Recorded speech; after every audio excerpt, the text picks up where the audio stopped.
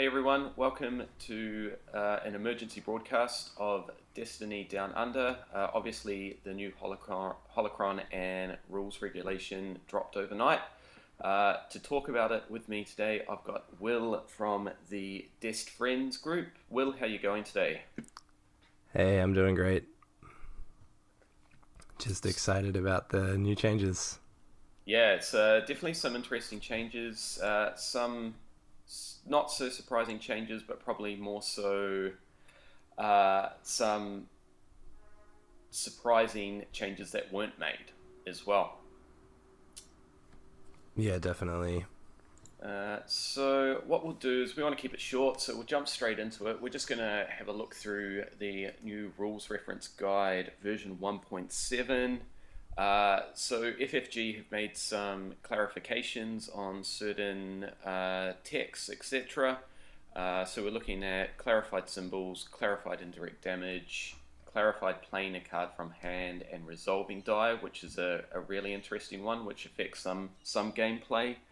Updated terms, added errata, updated clarifications, and updated FAQ. So we'll jump straight into it. The first one is down on page 8, I think,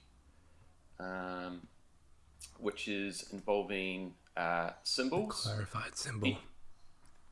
Yes, yeah, clarifying symbols there. Each side of a die may have a symbol on it.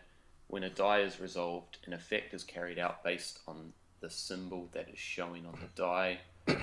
See dice symbols on the next page. So the clarification is some dice have one or more sides with no symbol, such as Lure of Power, Spirit of Rebellion, number 16. I don't think that's really a surprise. I think it's more, again, it's just a clarification. It's not going to affect gameplay in any way. Yeah, it's the sort of thing where I was thinking this morning about and then how... On the next page, it's just added indirect damage, deals damage to an opponent's characters equal to the value of the symbol distributed as that opponent wishes, which is something that we all already knew, just more clarification probably for legacies. Yeah, definitely. So the next one is comes down to page 14. Did you want to just give us a readout of what's going on there, Will?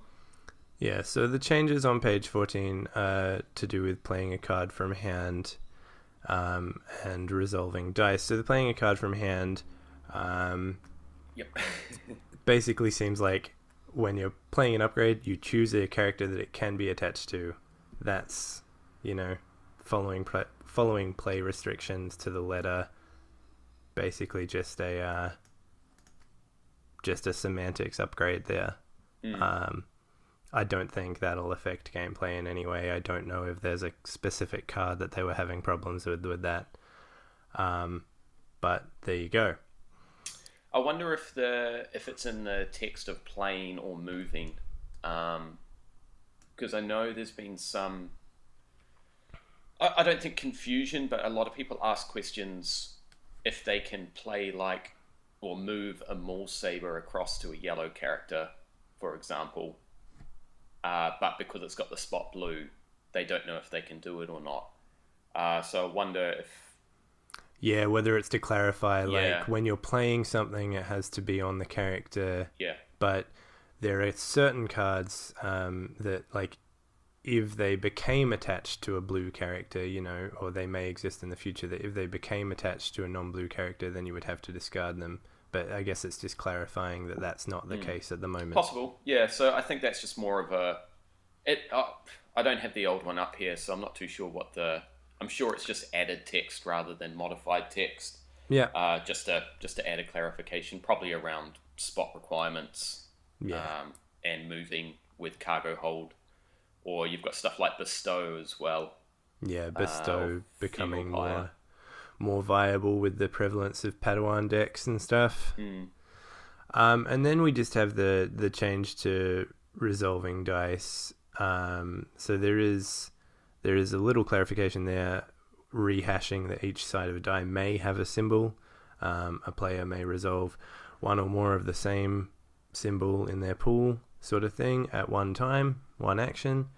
And then right at the end, they've added, if a player's effect would resolve an opponent's die, that die is resolved as if it were in that player's pool instead.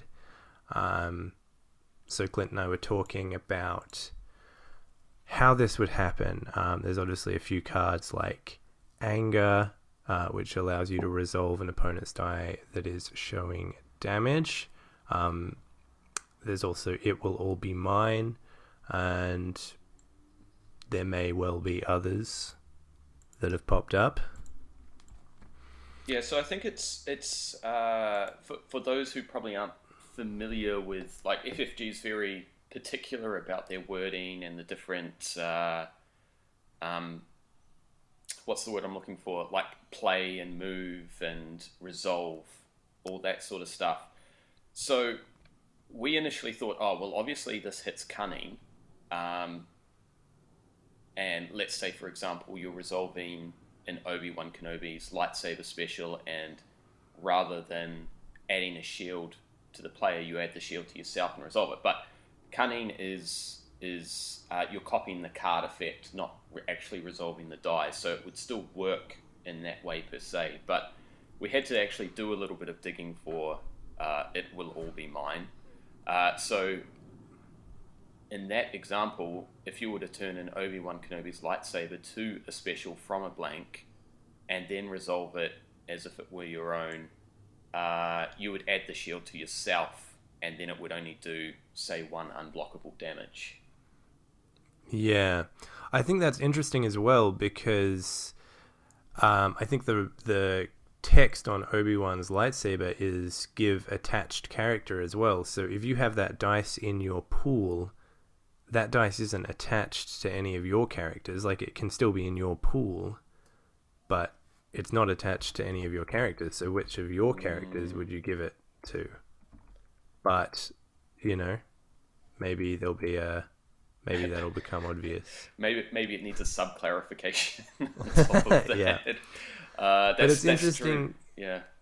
But it's interesting for stuff like Yoda's special as well. I ran into a situation with, and it was actually with cunning, but, you know, it applies here as well. If an opponent resolves my Yoda die, does he get to turn one of my dice? Because, of course, that Yoda die would have affected my dice before that.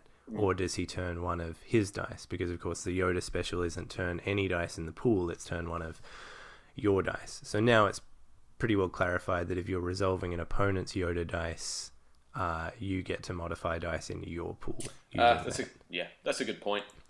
That's a very good point. So I'm sure it might actually even be a further clarification for Way of the Force. There might be more interaction with your opponent's die, or being able to resolve your opponent's die. So it might be just future-proofing.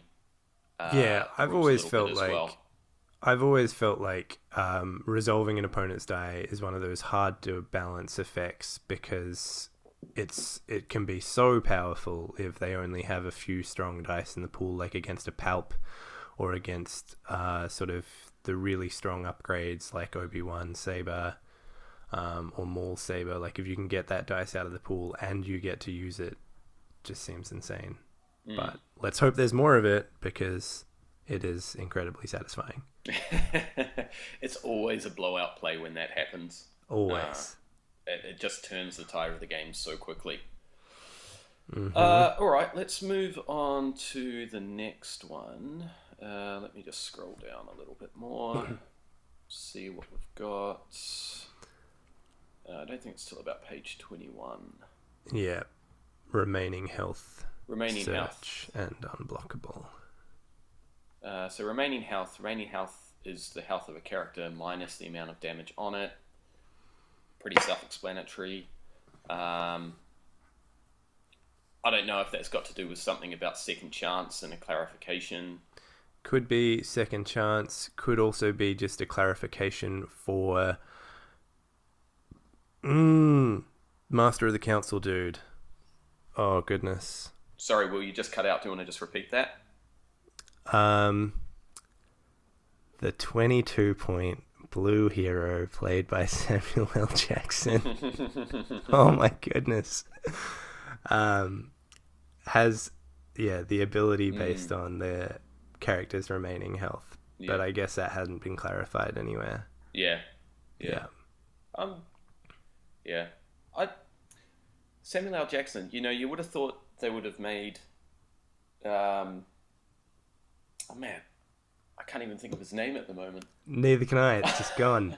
It's just gone. What's his name? It escapes me. Mace Windu. Mace Windu. Goodness. I'm still only on halfway through my second coffee. I have no excuse. And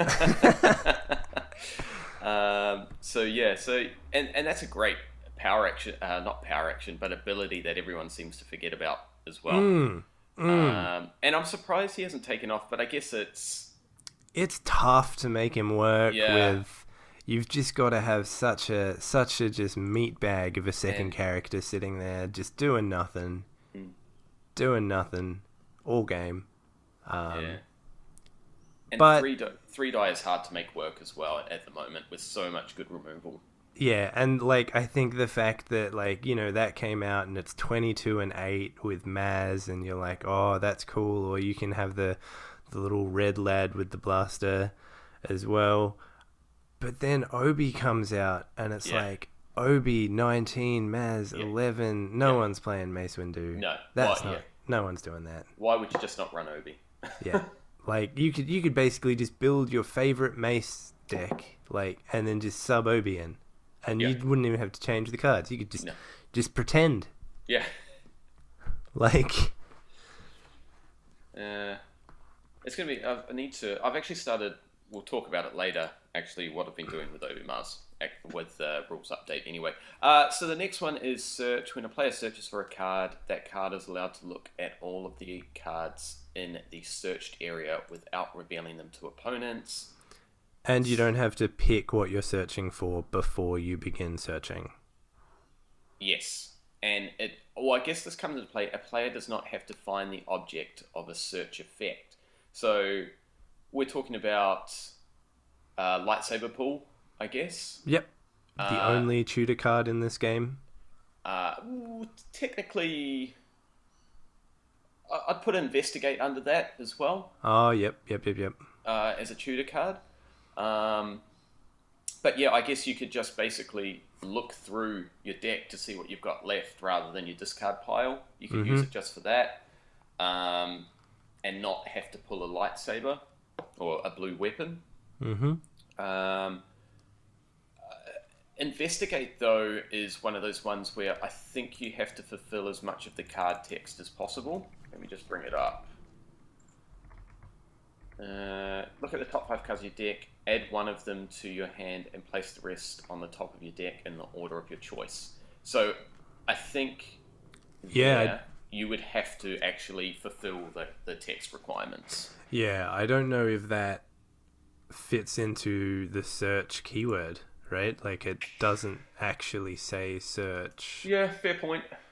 So yeah, I think that one would just be the old FFG of resolve as much of the card as possible, even if you don't want to. Yeah,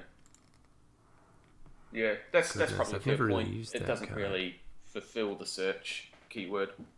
But yeah, I wonder if they're planning on bringing more tutors into the game. Yep, that's always been a possibility. And I think lightsaber pool went well as a first introduction to search. Didn't break the game, sort of just made a few decks a bit more consistent, really allowed that those stronger melee weapons to come out a bit earlier. But yeah, I think that's just semantics clarification. Yeah, I think it was just one of those ones where people were like, oh well, if you've got a blue weapon you have to pull it. People being like, oh, I'm about to get milled, maybe I didn't want to do this.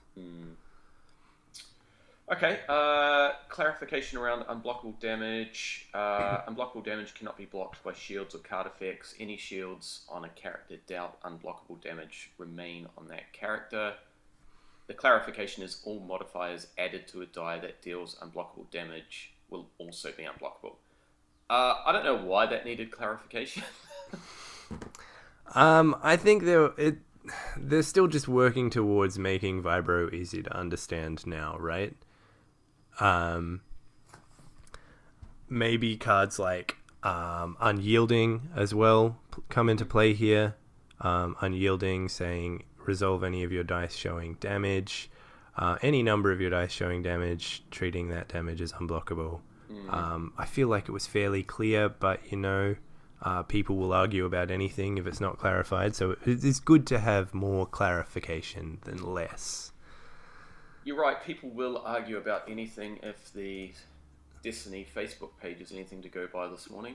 Yeah, I shouldn't have even said people will argue about anything if there's not clarification, because people will argue about stuff if there is clarification as well. Like, they're really not held back by rules. Yeah. All right, well, let's move on to the important part, the errata. Yeah. So, do you want to take us through the first one, Will? Yep, because I love that card. Yeah. So, Running Interference, it's not a card that you should be unfamiliar with if anyone in your local meta plays Sabine deck or a Ian McGregor deck. Like Running Interference, staple card, basically says after you take an action, you may exhaust this support and choose an opponent. That opponent may not or cannot take the same action that you just took on their next turn. So this card, it actually says in the errata where they've changed it, this card can create a poor play experience. Well, understatement of the year, right? I've always disliked Running Interference. The errata is now, after you take an action, you may set aside this support, or you may set this support aside to choose an opponent. Then the same thing, that opponent cannot take the same action that you just took on their next turn. I think this is I think it's a good change, right? I think Running Interference was really, really strong.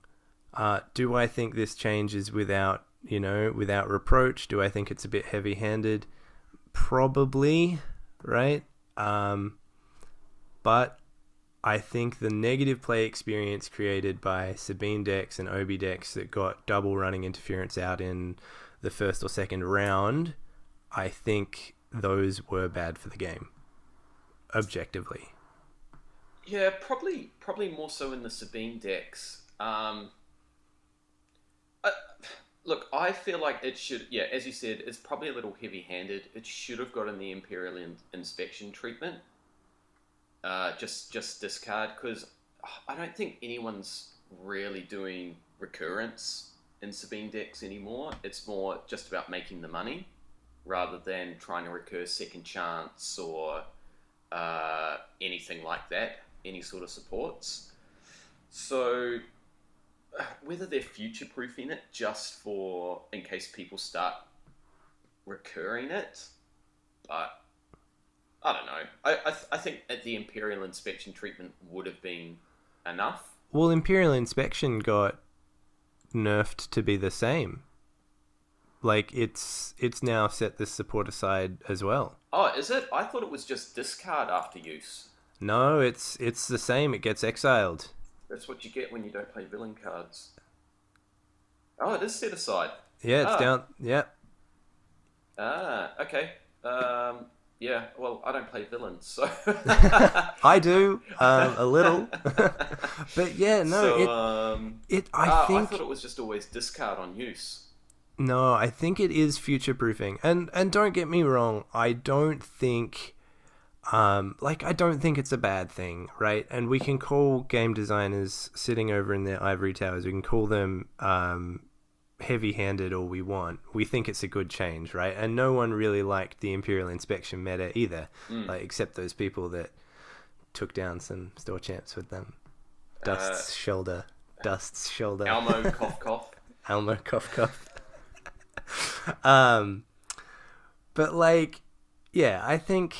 I think it's a good change, right? it's a card that's been problematic since its inception, right? And there's a great word, problematic, but like people wondering about whether you can take the action if you dodge around it by like having force speed, and like in fact you can't, because you can't take that action for your whole next turn, regardless of how many actions your next turn takes. I think that is a bit tough, but I think it's a good change. I think it's heavy-handed. I would have been totally fine with it being discard, and then if a recurrent strategy became available, people playing with that, I would have been happy, right? I would have been happy to be able to work around it being discarded every turn. Yeah, look, but it does seem heavy-handed. I feel like it's a nerf because of confusion, not because of NPE. Because the amount of questions this one single card gets outweighs questions on every other card combined in this game. Yeah, it's like a compounding effect. Like when I woke up this morning and I read the change, I was like, good, because now no one will play it and we'll just not have to deal with it. Yeah. I mean, it's one of those cards that was mainly in Sabine Ezra or Sabine X decks. It started gaining popularity in Obi Mars decks, and I've even seen it pop up in some ZX decks as well. But I think it's one of those cards with a very, very high skill cap, so a lot of people didn't really know how to use it to its full potential effectively anyway, and then it just caused massive debate within games as well. It's the sort of thing where maybe running interference as a card, as a concept, maybe it adds like 15 seconds of really high level play to like a world's match, and we're all sitting at home watching going, oh, that was amazing. But like, you've got to think about, this game is for everyone. It's not for just the people playing at Worlds, playing at the top tables. Like, you want it to be a fun, engaging, like, relatively easy to play game, right? Like, you want it to be accessible. And running interference was just, the moment I read it, when it got spoiled or when it came out, I was just like, man, this card's a mess. It definitely changed heroes and making them a bit more playable. Yeah. As glass cannon as Sabine is, it definitely made heroes a lot more playable and gave them a bit of a competitive edge. Yeah, definitely. So does it break Sabine X? Does it break Obi Mars? I don't think so. I think those decks will still be strong. I don't play a lot of either of them, but when I have played Sabine, I was often thinking about subbing out running interference anyway, just because I didn't like it. I didn't like using it. I much preferred cards like Infamous and doing the combos with Never Tell Me the Odds and stuff like that. Obviously, running interference was just a better way to do that, but I just didn't like it as much, so I didn't play it. I think it'll still be strong without it. Well, I've recently subbed out running interference for Scruffy anyway, Scruffy looking Nerf herder, and been using, in Obi Mars, I should clarify, and just using Friends in Low Places and Scruffy looking Nerf herder, like, as my first action of the round, just to clear out the hand of any mitigation. Yeah, and then you get the same effect anyway. Yeah. And it's much more clear. It's actually a lot more consistent than running interference. Yeah. Because running interference, you've got to rely on having an ambush card, and Obi Mars doesn't have super great access to ambush cards that are effective because it's melee based. So it actually is a lot more fluid just with two Friends in Low Places and two Scruffies. So yeah, I think that would definitely be fine. Like, Sabine and Obi are both so strong anyway, with the suite of like upgrades and stuff that you can get into those decks. I really like running interference was a core part of the always win Sabine strategy, right? But you can just play a sometimes win deck, and obviously that's not gonna be as good in high-level competitive play. But I think if you're taking this to like your locals and you're winning with it already, just keep taking it. Sub out running interference. Put in some scruffies. Put in some friends. If you weren't playing friends, you should have been playing friends. I think it'll still do fine. I think running interference is probably not worth your time now, though. No, I think in Sabine Ezra or Sabine Yoda or whatever, it'll just be swapped out for Infamous. It's just as easy as that. Swap it out for Yep. Infamous. Infamous is a really great card. Yeah. I'm glad that, or I hope that Infamous sees some more play. Like, just from a card point of view, really solid, really thematic, and it's got the great art with Boba. It's just fantastic. Well, the other option is maybe you could play Swiftness. Like, I mean, it's a subpar Infamous. Like, you're getting more money, more bang for buck with Infamous, but Swiftness is a little bit more flexible. Yeah, and often with Infamous, maybe you get turn 1 Infamous and you use it 3 times, but if you use a Swiftness at the right time, that's like, economy is important, but these yellow decks that are playing Truths, well connected, like, they're not as, not as on the edge of that economy game, like the It Binds All Things decks and stuff, where you're really reliant on it. Like, if you miss a piece of economy, like getting to use Infamous 2 more times, but you win the game with your Swiftness play, there you go. Like, you've won the game. I really like Swiftness. I'm sad that it doesn't see more play. I think it's a really interesting card. Yeah, I think a deck with a low cost curve is where it lives. It's just, I mean, sometimes Swiftness into like an Alter or a Concentrate might be a lot more difficult, especially if you're wanting to run Hyperspace Jump. I mean, your cost curve just keeps getting higher and higher when you're wanting to run those high cost cards. But who knows? It's something to experiment with. I've started experimenting with Swiftness and Obi Mars with mixed results, but it probably just needs just a little bit more tweaking. And you have to make it work as well. It's one of the few cards in Star Wars Destiny where you really have to sit on it and wait for the opportune time. Star Wars Destiny, I find, is pretty forgiving game in a lot of ways. There's a lot of different ways to play cards and stuff like that, but Swiftness, you really need to hit that high returns, like, oh, if I ambush this now, I can do all of this stuff and then claim or something like that. All right, well, let's move on to the boogeyman of the set. Why don't you talk about this one? Maul's lightsaber. So, I don't think anyone's super surprised by this nerf.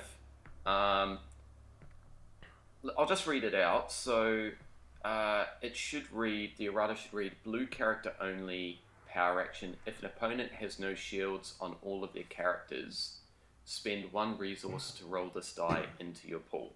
Context, the potential damage that this card can deal each round is too efficient. Adding a resource cost to the power action results in a more balanced card. 100% agree.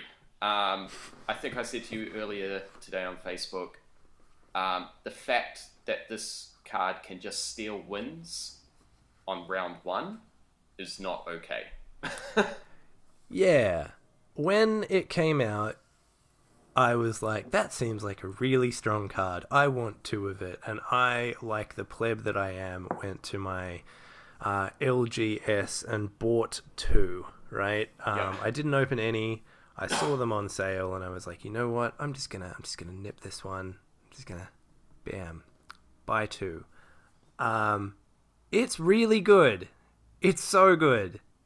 If you're not playing 2 in your deck, like, think about playing 2 in your deck. But now, with the nerf, who knows?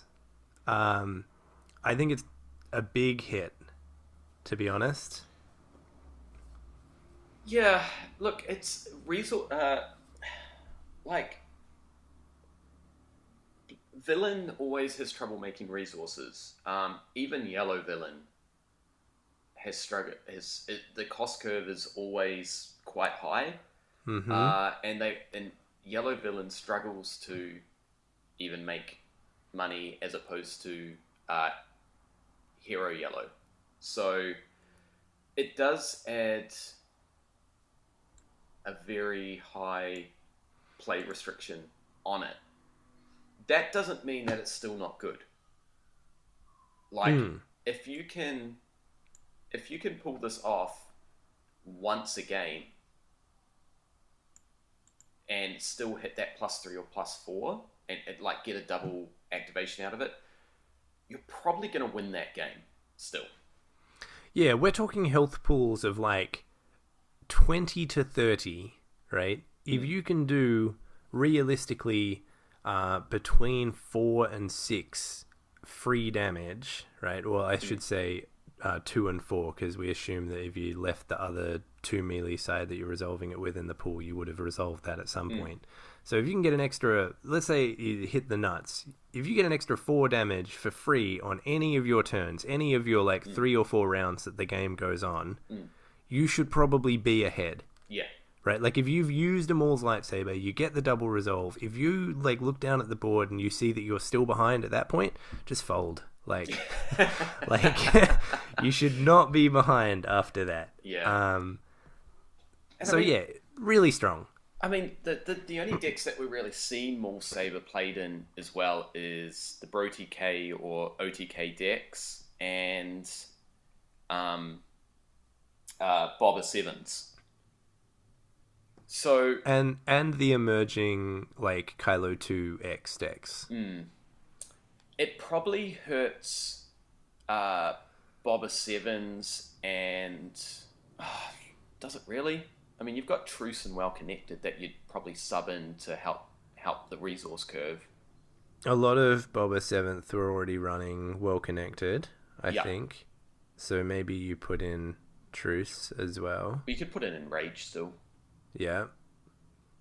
Taking a health off just because it's got to be the blue character. I don't know.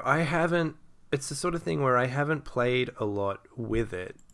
I've just seen it played a lot, and because I'm always building 2 decks because I'm building for Maddie as well, and I put it in her villain deck straight away. I was just like, yeah, this is what you want. Solid card, does insane stuff.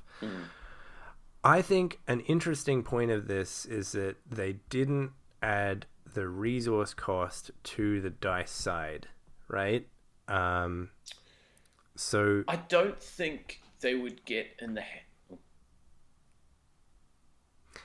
the habit of changing dice sides. Yeah. I think that's taking it a bit too far. It just creates more confusion. I think one thing that they can't do is change costs on cards. So changing like a Maul's lightsaber from 3 to 4. Yep. Or changing dice sides to have or to add or remove resource costs. Like, I think that's just a no-go area. It just adds way too much confusion. Unless they're willing to reprint cards and reprint dice and then send them out to local game stores for people to trade in. They just can't go there for the sake of the game. Yeah. And like realistically, we see how sending stuff to your LGS and letting them manage it, FFG is not going to do that. Yeah. But I think it's interesting because, like, you know, you sit down this morning, you read the Nerf, you're like, oh, I still really want to play my Maul Saber, right? I still really like it. I still think it's really strong. The important part for me of this is that if you're spending that one resource to roll it back into your pool, now it is much more important for you to hit it once you've made the decision, right? Like, you can't be doing that with, like, I've done it in the few games I did play with it. Sometimes I just roll it back in just to bait removal before I rolled in my other character or something like that, right? And that's fine, right? If there's something you want to do with your other dice, if you have a plan, then that's fine. But now, if you're paying the resource to get that back into your pool, you have to know that you will hit it.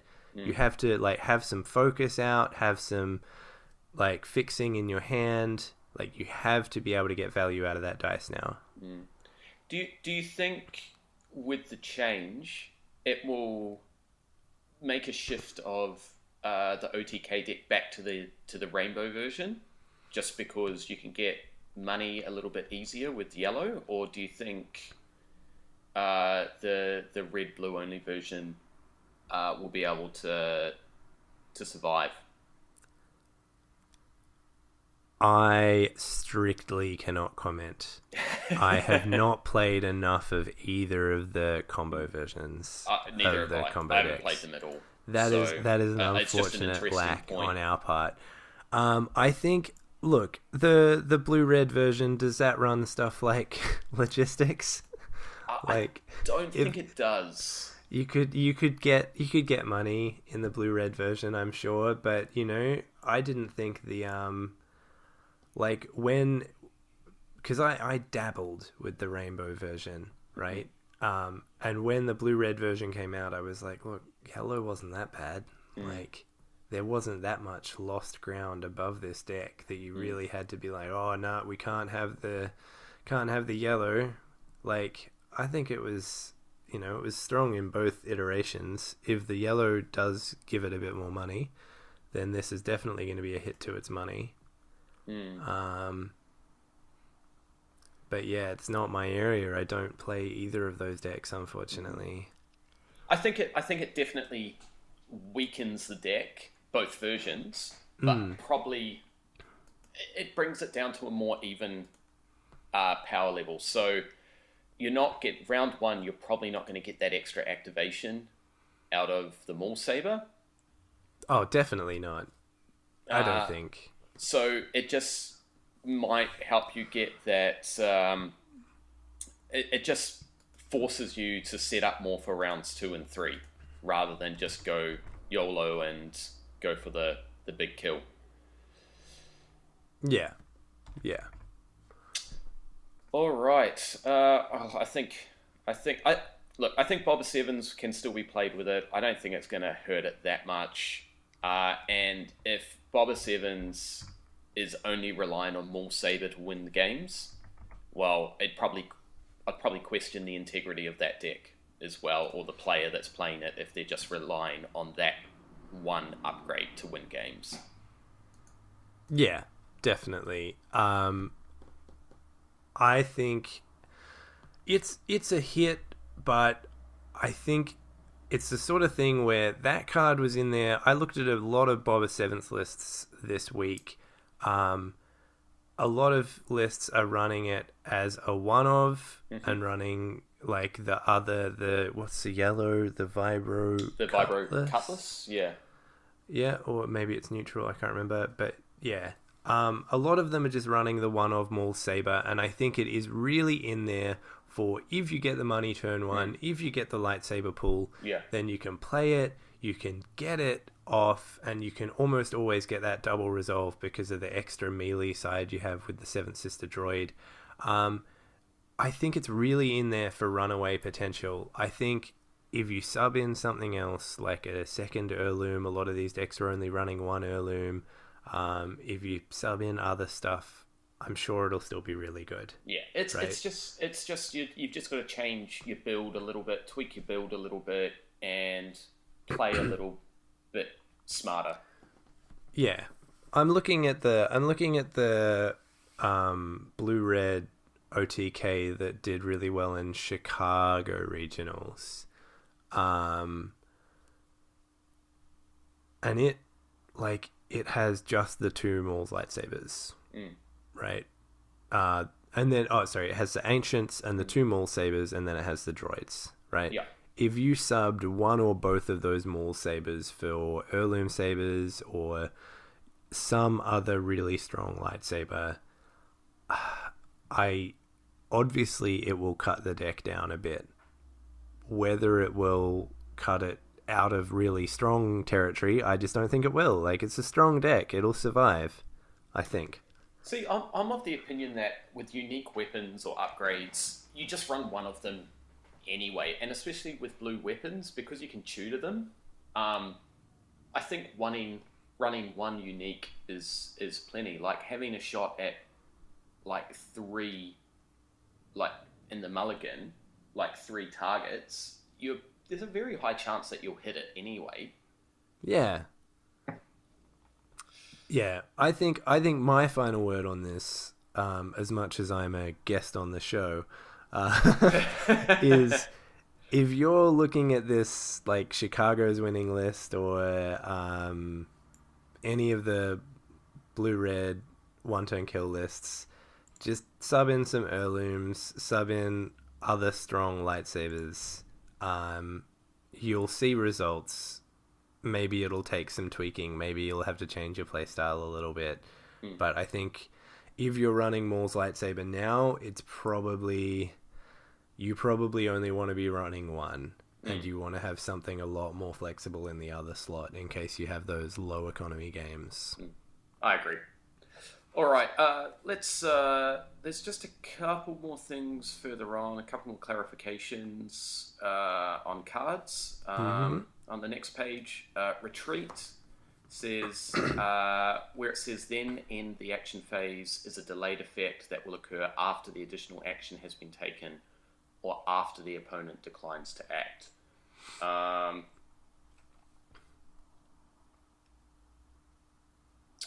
think it hasn't really clarified, because if you choose to take force speed as your additional action, you still don't get the 2 additional actions from force speed. Yeah, it's just you take one action. It's a really, really harsh card when it gets played. Yeah. I know that recently... Sorry. I know that recently they clarified something about delayed effects. So this may be just a wording change to make that in line with how they changed delayed effects. I'm not going to scroll up and find the thing about delayed effects. So. It's fine. We'll just quickly cover the other couple of ones. Battle of Wills, Empire at War 128. If multiple players are tied for the lowest combined value, remove all character dice just rolled by each tied player. Yeah, that was just after that card came out. There was I think there was a store champ or a big organized play event where in the semi-finals there was a Battle of the Wills and they didn't know what to do, and they actually got an email from the FFG designer, like Jeremy someone, and he actually clarified in the email. He was like, here you go, the ruling on this is both characters' dice are removed. Yep. And I thought that was incredible, but that's been in the public eye for ages. Yeah. So I think that's pretty self-explanatory. Yep. Moving on to EMP grenades. This special ability cannot discard a droid character from play. I thought that was stating the obvious, but I'm glad that it's there. But at the same time, I was sort of like, not surprised. Should probably... yeah, that's right. There is an update to Greedo in this on the next page. So, running interference, the further clarifications, this ability only triggers and can be used on one of the 6 actions listed on page 13. Card abilities that are similar to actions such as resolving dice with Maz Kanata cannot be used to trigger running interference. Again, self-explanatory, but I think when you're probably more in the competitive space than the casual space, you're probably more aware of that anyway. Yep. And then the second one, a player choosing to pass on their turn is considered to have taken a turn, and the delayed effect of running interference will expire at the end of that turn. I think this is a more important clarification. I think at the Vegas regionals, there was a big cock up with the run interference ruling, and I think he ruled it that if he passed, it wasn't counted as an action. So the effect of running interference continued. Someone might want to correct me on that if I got that wrong. But just off the top of my head, I think that was the way that they ruled it, and they ruled it wrong. And I think he effectively lost the game because of that. It sounds like the exact sort of shit that happens in this game, to be honest, Clint. I'll just believe you on face value, even though I didn't know. But yeah, that would be awful. And I feel like, to me, reading this now, I'm like, oh, what? Like, this wasn't already well known. Like, I hope that no one's been playing it without the pass out of window, because that would just be even more awful than the card was to begin with. But it's good that it's in writing now. It's good that it's in the RRG. Go and tell your friends. Yeah. Anyway, we've talked enough about running interference anyway. Right, Legacies cards. We'll just run through these quickly. They're just more clarifications that we already knew anyway, but there are some on here that are surprising that I do commonly see the questions come up. Dr. Afra, number 20. You cannot draw a card from an opponent's card or die effect that deals indirect damage to you. Yep. Self-explanatory. Greedo. This one's more funny because there was someone on Facebook that basically said, oh, it doesn't say how many die you can have on a Greedo card, so you could roll in 50 Greedo die when he's defeated, and it's just dumb. Anyway, this ability is self-referential. You only roll die that are on his card into your pool. His die that are already in your pool do not get re-rolled. If he's been run at Elite, he obviously only has 2 die. Like, I think this is more interesting because it's clarifying that you can't roll him in if he's about to die and just like see what you get. Oh, but you couldn't do that anyway. But so you can't use dice that are currently in the pool for this ability. Right? Because before, if he was killed and his dice are in the pool, people would just pick them up and re-roll them. That ever happened to you? No, I haven't played against Greedo, so I don't know. But if someone tried to roll out 50 Greedo die against me even before this clarification, I'd be like kicking them from TTS, or like, I don't know.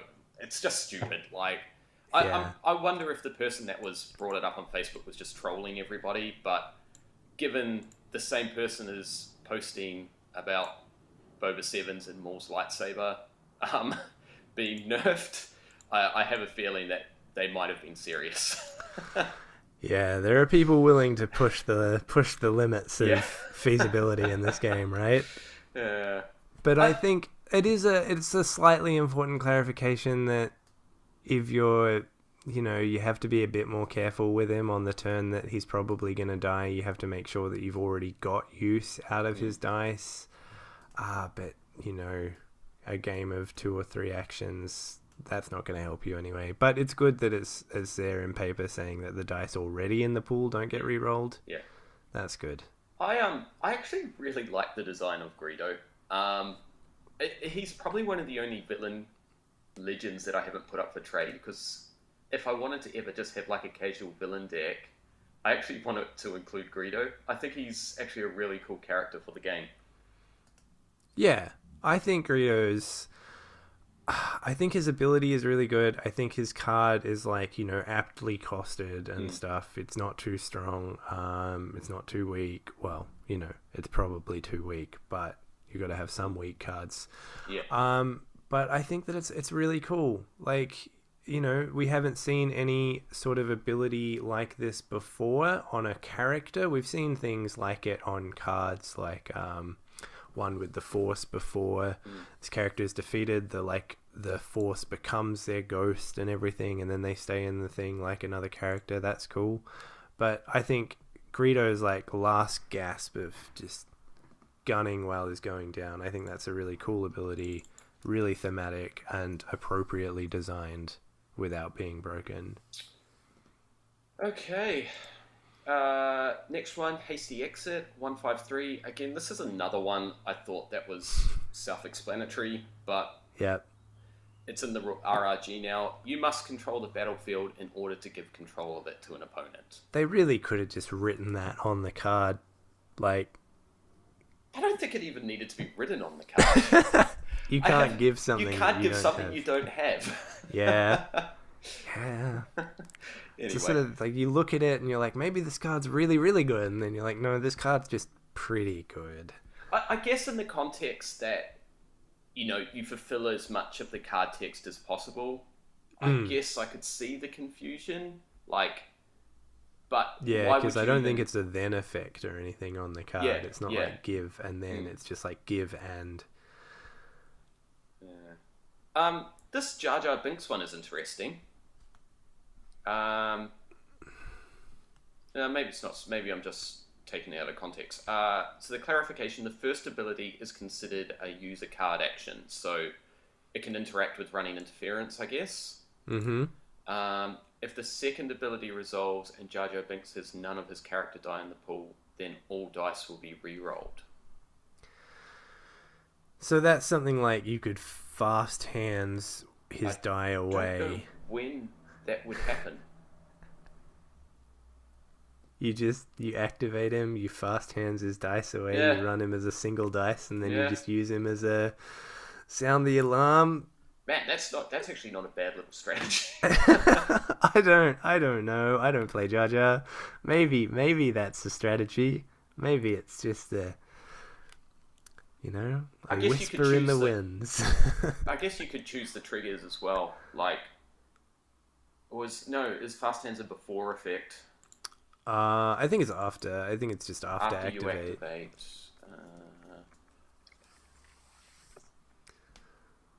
So yeah, you can choose the triggers. You can see what he rolls, and then either you want to re-roll just what he rolled, or you want to re-roll everything.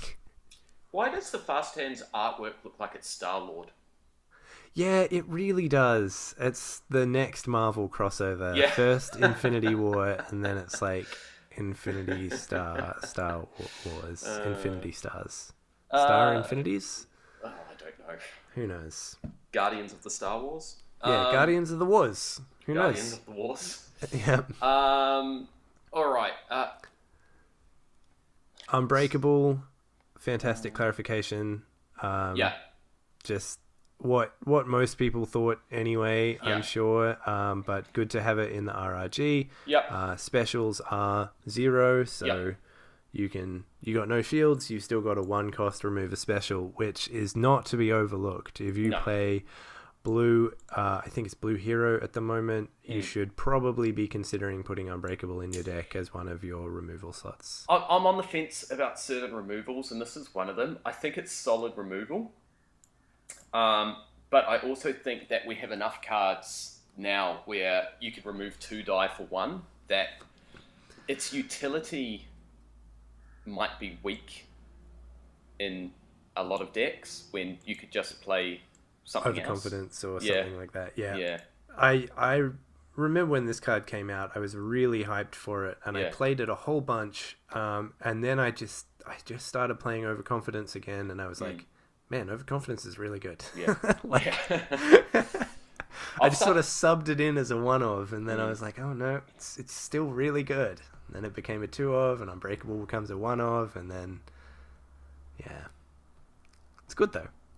I think it's going to be one of those cards that's going to be super solid in trilogies, though. Oh yeah. Oh yeah. Yeah, trilogies. That's the format. Yeah, I haven't even delved into that yet.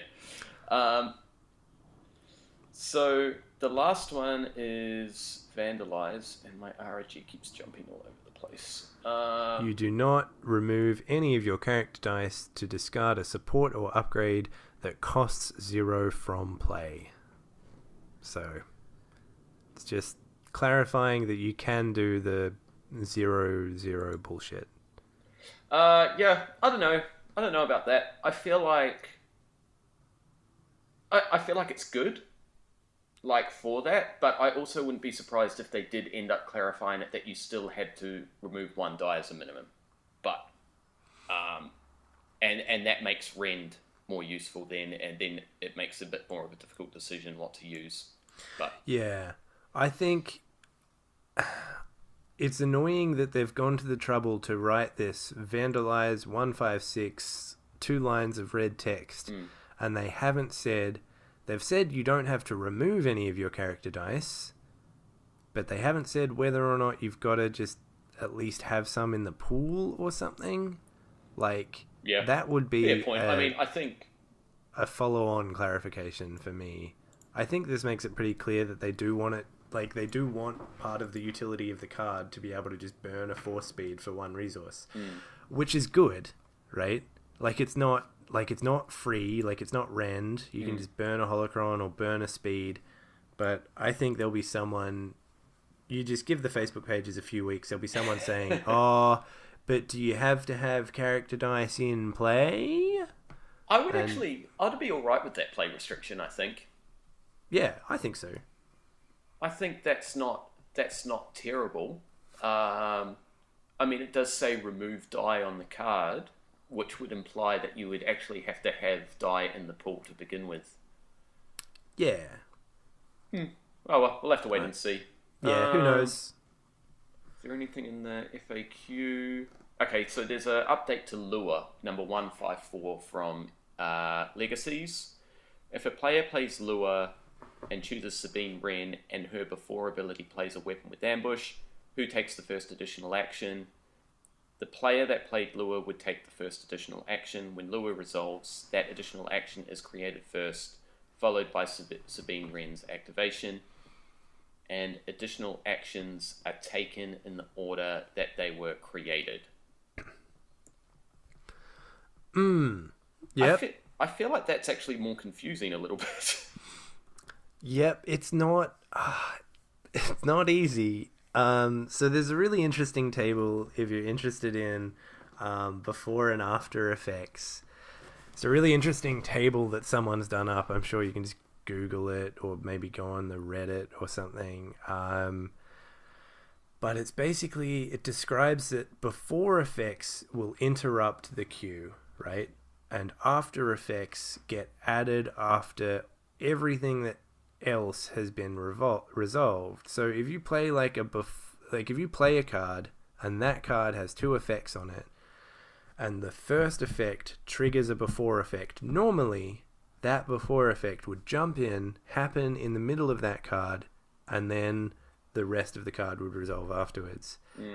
They clarified this softly at some stage by saying that if there's effects on the opponent's side of the table and you create something and then your opponent creates something, yours has priority because you're the active player.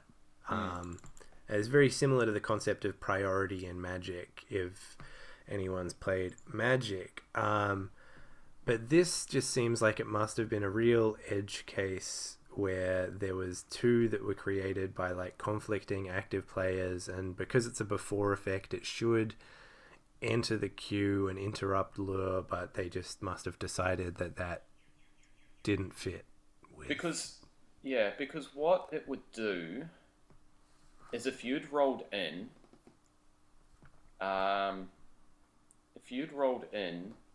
then the Sabine player took their action and then you played Lure, you could get them to roll in.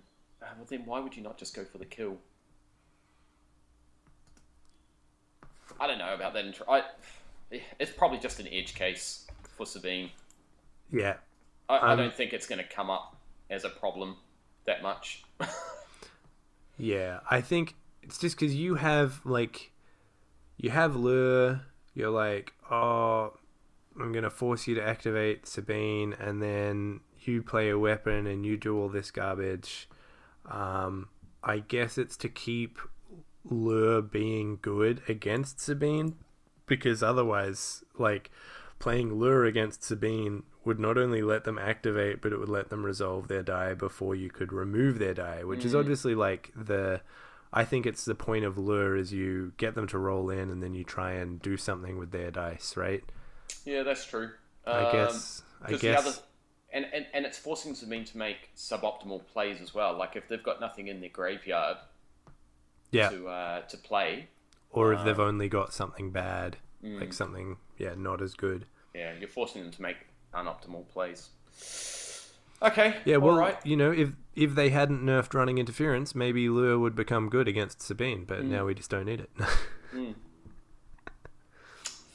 All right. Okay, we've gone about 45 minutes over what I thought we were going to.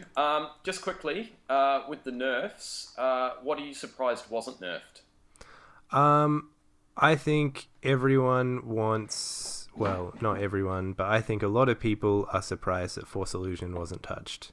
I think Force Illusion is a always best choice. There's very few decks that run blue that don't have it. There's very little reason to not run blue when you have access to so many good upgrades already. Yeah, I think it's one of those cards probably... you know what? I think everyone would be okay with a spot blue. Yeah, I think so. Not blue only, but a spot blue would be fine. Yeah, just 2-play spot of blue, or when the effect resolves spot of blue. Like, either one. Yeah, that's interesting. When the effect resolves spot of blue. Never thought of it like that. Yeah, that could work. We talk about it a lot at our locals, because I think it's quite just like a little disappointing. That's just such a nonchalant card, like a 1-cost damage block upgrade, like has been so prevalent. Like, you compare it to armor plating, like armor plating's almost like a similar spot, and armor plating's just come and gone. But Force Illusion's almost as vital as like Ancients and Shotos and stuff. Like, I think people would still even play Force Illusion for 2. Yep, I would. It's a really good card. Yeah. I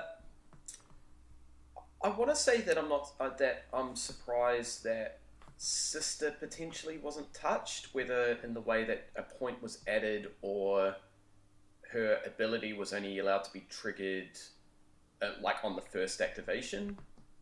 But I think possibly they're just in playtesting, they've seen that the nerf to Maul's lightsaber has kind of reeled her in. Yeah. So it probably wasn't essential to balance the Force Sister or restrict her ability to once around. Yeah, I think changing her ability to once per round would be a real disservice to the players that went out and found these leadership decks and stuff like that. Like or not that I think 6 Seeker die. Yeah. At $10 a die.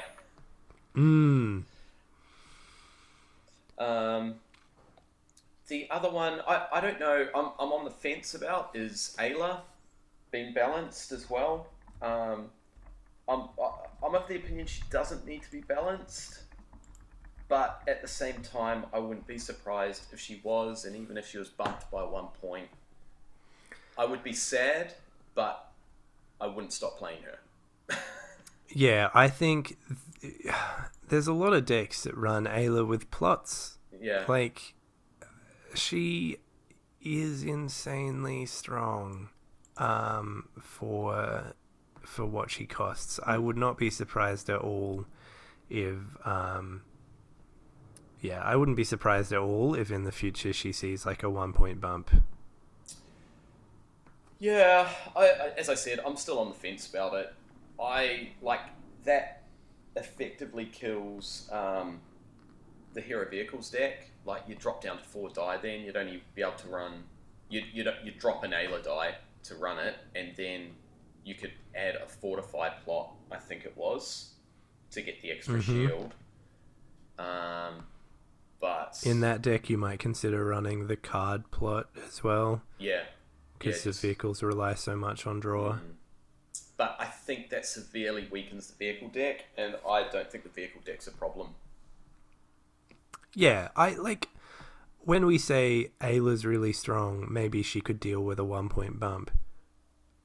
She also hasn't won every single regional, right? She's won a few, other people have won a few. It's a diverse meta. So maybe just leave everyone where they are, which I think is that's what they're doing. Yeah, I think it's good that they haven't balanced the Force everything. I did have a feeling that I thought they'd take Phasma off the list and just kind of throw that horse in the race for people. Because I think... I mean, would Cad Phasma or Anakin Phasma become a problem? Like, so many damn... Would they come back? Darth Vader too. Would that become a problem again? Look, I have a lot of love for Cad Phasma, but who knows? I think putting her back to 13 now and re-allowing those decks like Kylo Phasma, Darth Vader 2 Phasma, Cad Phasma, and then even 3 character lists where she was elite and you had two budget goons. Like, you can still run those decks like 16, like 8 and 8 or something, but I think it is better with her as what is it, 11, 14? I think she's or 10, 14. Where's the balance of the Force? It's not just on the Holocron, is it? No, it should be on the rules reference. Should be on the rules regulation, shouldn't it? Somewhere.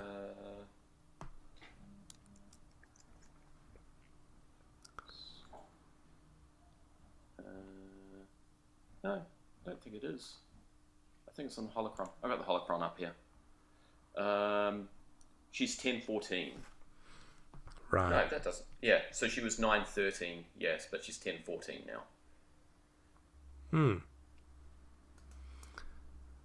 Yeah, I think she's in the right place. I think there's just, particularly with Mother Talzin as well, like freeing up a point to try and combine them into a 3-character list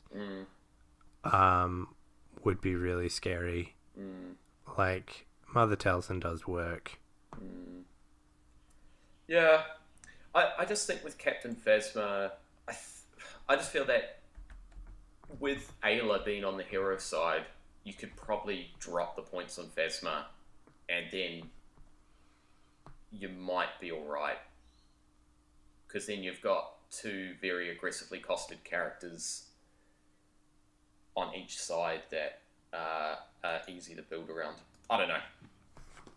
My evaluation of cards is not 100%. Yeah, it's tough. Phasma's a tough one because it's also like her ability, her special. Like you've got 1, 2, 2 for her damage sides, like 1 ranged, 2 ranged, and then the 2 special. Having her elite for 13 with at the end of turn 1 effectively doing 13. Your 17-point character is going to be able to deal 6 damage, right? So one of her dice is going to do 3 damage on turn 1. Yeah. Like, she's like, as someone who played aggro in Hearthstone, someone who played aggro in Magic, someone who played aggro in like everything I've played, as soon as she got printed, I was like, this is me. This is what I'm doing. And then she got nerfed, and I was like, cool, I'll sell out of the game. Yeah. Okay, well, we've gone severely over time, so I think we'll wrap it up there. Thank you very much for your time and your thoughts today, Will. No worries. Thanks for having me on the show. I look forward to the future. Any shout-outs to anyone? To shine. Shout-outs to the Dest Friends. I've been severely absent with work and school and life, but I'm coming back. I built a new deck. I'm doing stuff. It's going to be great. All right. Well, again, thanks for your time, Will, and everybody else. Thanks for listening. Don't forget to subscribe and like on any of our various pages, and we will catch you in the next episode. See you guys. See ya.